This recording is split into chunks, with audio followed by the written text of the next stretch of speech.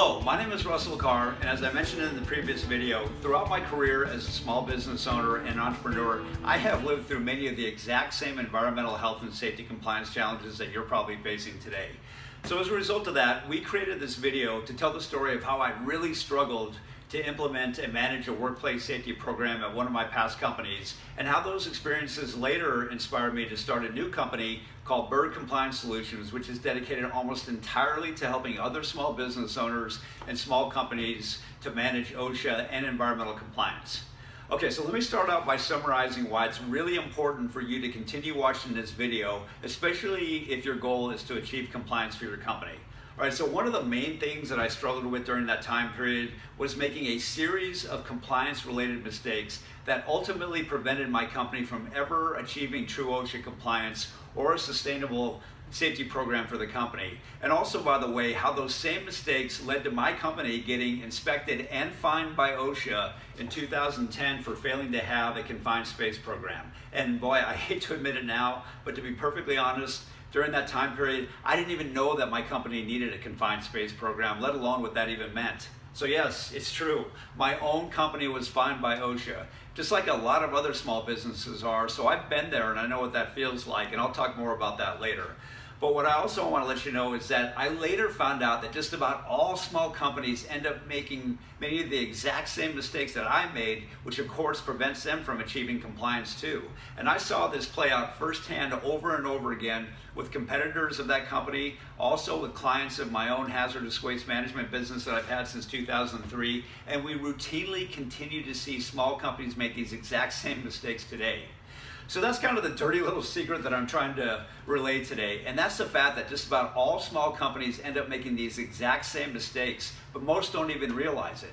So let me clarify here. I'm calling these mistakes, but what they really are a series of misunderstandings, misconceptions, and myths that small companies end up falling for that end up preventing them from achieving compliance. And the reason that these misunderstandings, etc., prevent a company from achieving compliance is that they give the company the false impression that they're already compliant when in fact they're not even close. So that's really important. Again, these misconceptions and so forth give the company the false impression that they're already compliant when in fact they're not. And again, this happened to me firsthand, so I know exactly what I'm talking about. But I realize this might be a little bit confusing, so let me try to explain this another way. You see, there's a very defined and proven process that a company must go through in order to achieve compliance. And if they follow that process, they'll almost always succeed. But the problem is, if a company falls into the trap of buying into one of these misconceptions, which again leads them to believe that they're compliant when they're really not, then why would they ever go through that compliance process that I just referred to begin with? In other words, these misconceptions literally prevent companies from actually realizing what they need to do in order to achieve compliance. And it happens all the time, and it happened to me. And to make matters worse, companies usually don't realize this until it's too late. And by too late, I mean until after a regulatory agency has come in and inspected and fined them, like what happened to me, or after a serious employee injury happens, or something much worse happens. So that's why it's so important to keep watching this video so that doesn't happen to you. So stick around and check it out. I promise that you'll get a much clearer understanding of what I'm talking about, probably relate to a lot of what I'm going to say, but most importantly, benefit by getting a very clear understanding of what you need to do to finally tackle all of your compliance challenges. And before I go any further, it doesn't matter if you're in manufacturing, construction, energy, industrial services, distribution, or even retail. This story still applies to you, believe me when I tell you.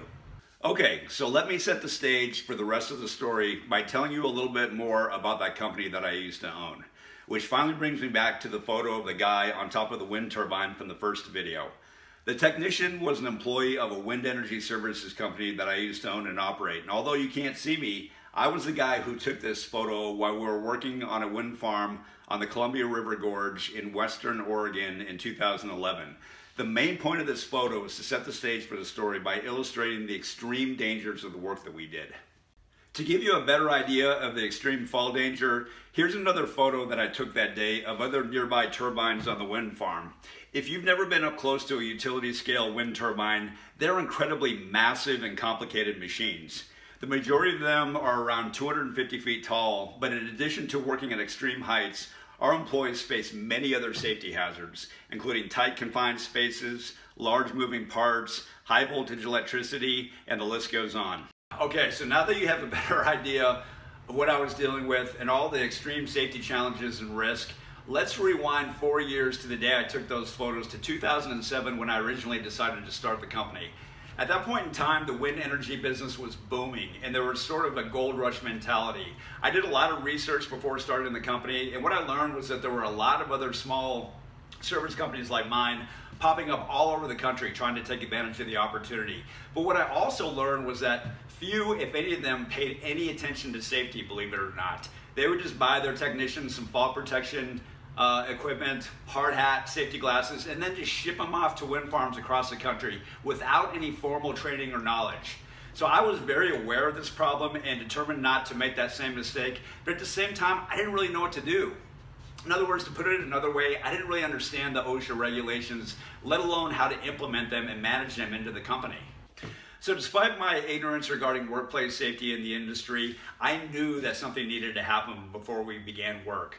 So I ended up organizing a sort of safety orientation course with the help of a small community college in northern Iowa that specialized in training wind turbine technicians. At that point in time, they were the only program like that in the entire country. So the idea was that all of my future employees would need to attend this 2-day safety training prior to starting work. And the course consisted of classroom time at the school, as well as actual practical time in an actual utility scale wind turbine that the school operated near the campus. And here are a few pictures that I took during that initial training course. Okay, so here's a picture of some of the guys who attended that first training session, some of whom ended up becoming some of my first employees for the company. And here's another picture of me on top of the wind turbine that we trained on that day. This is the first time that I'd ever climbed a wind turbine, so I spent a long time up there really trying to soak it all in. And notice that I'm sitting and not standing, and there's a good reason for that. And don't let the smile fool you. I was absolutely terrified up there that day. And to help explain why I was so scared, here are a couple of other photos I took that day of the ground far below to give you a better idea of the extreme height of what I was experiencing that day.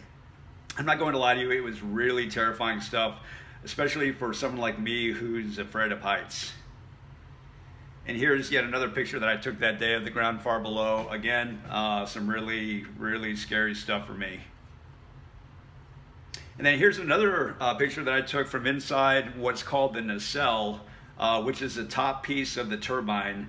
As you can see, it's a small, cramped area and is considered to be a confined space by OSHA. But at the time, I didn't know that. So as you can imagine, that was a really eye-opening experience. And not only made me realize just how incredibly dangerous our work was going to be, but also the huge responsibility that I now had to help ensure that our employees were going to be safe and would never be injured or, God forbid, killed while working for the company. That, believe me when I tell you, was a very sobering realization. And for a while there, actually made me wonder what I was getting myself into. And then, by the way, 4 years later, I founded another energy services company in the oil and gas industry and had a very similar experience one day while watching a group of our employees hooking up a set of frac tanks in preparation for a frac in South Texas. I will never forget watching these guys standing right next to each other while swinging these huge sledgehammers while these gigantic trucks move back and forth across this tiny drilling pad. It was an incredibly dangerous and crowded work environment, which gave me that exact same sense of dread, concern, and responsibility that I felt that day on top of the wind turbine. But the point is, in both of those moments, I made myself the exact same commitment, which was literally that none of my employees were going to get hurt or, God forbid, killed on my watch. In other words, I committed myself to spending whatever time, money, and resources that were necessary in order to achieve that safety goal. And look, I'll give myself credit for putting my money where my mouth was by literally spending tens of thousands of dollars on safety equipment, training, and resources during the time that I owned both companies. But again, made a lot of mistakes along the way while trying to figure out how to manage these issues. And speaking of compliance mistakes, I had already made my very first one during that 2-day training session that I've been talking about, and it was a big one. Some of you may already recognize what that mistake was, but either way, I'll talk much more about it in the next video. Thinking back, it's incredibly humbling and embarrassing to admit all these mistakes, especially knowing what I know now about workplace safety, but they happened, and as I've later found out, these kinds of mistakes are all too common with small companies, regardless of the industry. And again, the important thing to understand is that these mistakes were what prevented my company from achieving OSHA compliance and establishing a safety program at the company.